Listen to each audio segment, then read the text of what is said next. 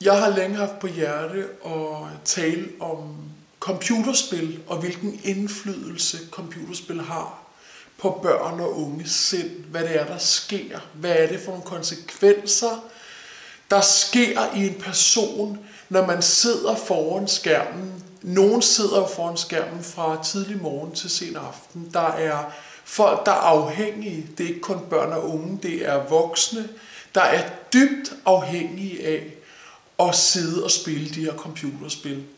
En ting er, at dem, som producerer de her computerspil, de tjener kassen på at gøre os afhængige. Men en anden ting er jo netop det, der sker, at man faktisk mister denne her almindelige reaktion, når man sidder foran den her computerskærm hele tiden, og kommer ind i den her fiktionverden, hvor alt kan lade sig gøre. Man bliver selv superhelten. Dør man en gang, så får man bare en chance til.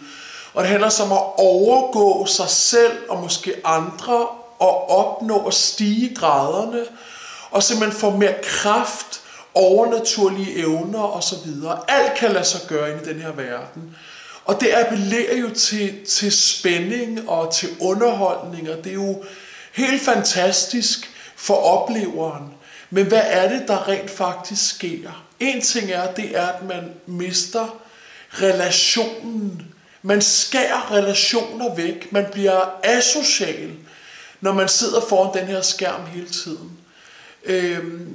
Man lærer ikke at dømme ret i situationer.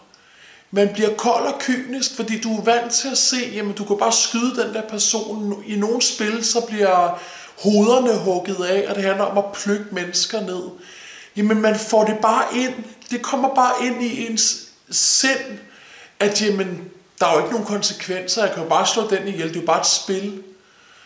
Og det er den måde, den her hjernevask, som det også er, bare sniger sig ind. Og der er mange penge i omløb, når det handler om de her spil. Og det er altså vores børn og unge, vi taler om, som bliver nærmest psykopatiske i deres måde at tænke på. De mister empatien, fordi det er jo klart, når man ser sådan nogle ting, og det er bare spil, jamen hvordan skal man så forholde sig i sit liv? Og det er også derfor, vi ser, hvordan sproget udvikler sig til at blive mere og mere hårdt. Børn imellem, voksne imellem, relationerne bliver mere og mere nedbrudte, fordi at man bryder de her naturlige grænser. Man lærer simpelthen ikke, at der er konsekvenser.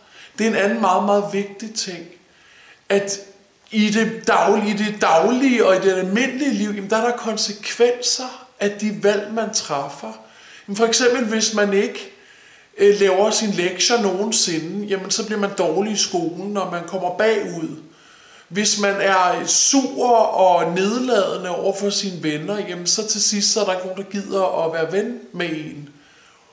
Der er konsekvenser af vores liv og de ting, vi foretager os. Jamen, hvis man løber ud på motorvejen i myldretiden, jamen så bliver man slået ihjel, hvis de ikke når at standse. Der er konsekvenser, og det man lærer ved computerspil, det er, at der ikke er nogen konsekvenser. Fordi du tager da bare et nyt spil.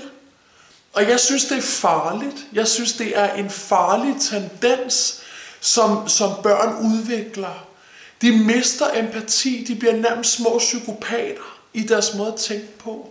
Det er da graverende. Vi må da tænke over, hvad det er, vores børn og unge bliver udsat for. Forældre må være med til at regulere, så børn ikke sidder foran den skærm hele tiden. Det gør mig utrolig ondt at høre alle de historier med børn, der skærer ud på grund af computerspil, på grund af noget, de har set.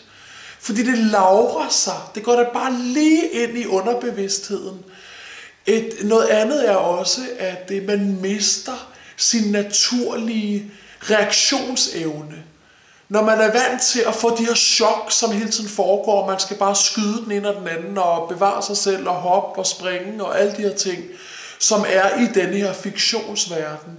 Jamen når der så kunne opstå en reel fare i ens liv, jamen så tror jeg ikke, man forstår faktisk det virkelighed, fordi man er vant til hele tiden at være på vagt inde i det her computerspil. Der er et nyt spil, som lige er kommet i forbindelse med den her film, som også lige er kommet, en ny Hollywood-film, som hedder Oz the Great and Powerful. Det er faktisk en forlængelse af Troldmanden for Oz.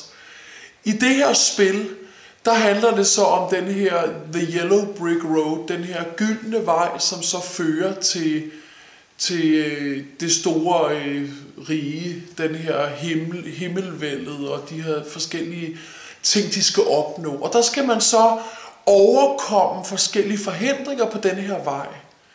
Og det er den her tankegang, som også sniger sig ind med, at der er flere liv. Jamen hvis jeg dør, så kommer der et nyt liv. Det er den her reinkarnation, som er en New Age, som mange mennesker tror på. At man fødes igen som et